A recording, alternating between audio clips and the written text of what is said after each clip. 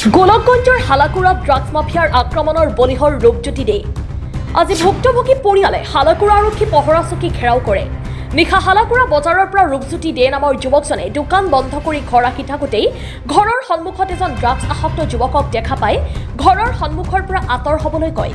তাৰ পিছতে ড্ৰাগছ আসক্ত যুৱকজনে জিনকাটা দ্বিতীয় খণ্ডৰ বিধান ৰায়ৰ লগতে ৪-৫জনকৈ ড্ৰাগছ সৰবৰাহকাৰীক ফোনযোগে মাতি আনি ৰূপজ্যোতি দেক লাঠিৰে আক্ৰমণ কৰি পকেটত থকা দোকানৰ ১,৫০,০০০ টকালৈ উঠাও হোৱাৰ লগতে মৃত্যুৰো ভাবুকি দিয়ে।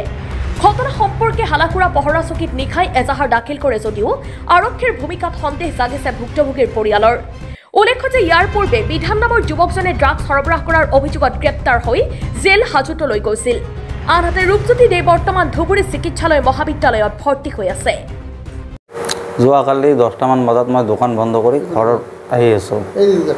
ঘৰত অহাৰ সময়ত ২-৩টা ল'ৰা কালপাতত বহি কিবা কৰি আছে। মই সোধাত ক'লে তোৰ কি হৈছে, মোক দম দিলে। মই তহঁত কি কৰা ইয়াত? ল'ৰাকেইটা অচেনা ল'ৰা। মোক মই কোৱাত ইহঁতে দম দিয়ে, কয় ৰ তক এতিয়া দেখি ল'ম, ইজনক কল কৰি আছোঁ। ঠিক আছে, মই ক'লোঁ কাক কল কৰা আছে কৰি ল। মই আহি ঘৰৰ সন্মুখত পেচাব কৰি আছোঁ।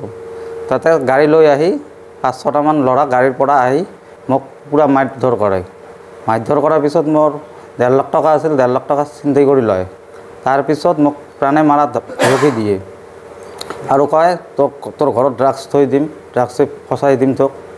তাৰপিছত মই ৰাতি থানালৈ গৈছিলোঁ। থানাৰ পৰা একো ষ্টেটমেণ্ট এতিয়ালৈকে লোৱা নাই। কেছ দিছে? অঁ, মই কেছ দিছোঁ। ঠাইখিনিৰ নাম কি? জিনকাটা দ্বিতীয় খণ্ড। ১.৫ লাখ টকাটো কিহৰ আছিল? দোকানত? মোৰ দোকানৰ কেছ।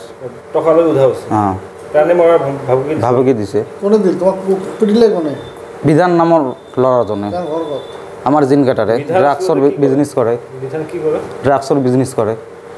জেলত গৈছিল নেকি? অঁ, ইয়াৰ আগত জেলত গৈছিলে। অঁ, জেলৰ পৰা কি ক'ব? মোৰ সঠিক কি লাগে? তোমাৰ ঘৰত আৰক্ষী আহিছে নেকি? নাই, এতিয়ালৈকে অহা নাই। আচ্ছা, এই তিনিটা ল'ৰা তাত বহি আছিল, আচলতে কি কৰি আছিল তাত? সিহঁতে ড্ৰাগছ খাবলৈ আহিছে, কাষ্টমাৰ ড্ৰাগছৰ বিধানত। মই কোৱাতে মানে কাষ্টমাৰ বেয়া হৈছে তাৰ, এনেকুৱা মানে। আৰক্ষী এতিয়া তদন্ত আৰম্ভ কৰা নাই? নাই, আৰম্ভ কৰা নাই এতিয়ালৈকে। Bureau report, Sohana live.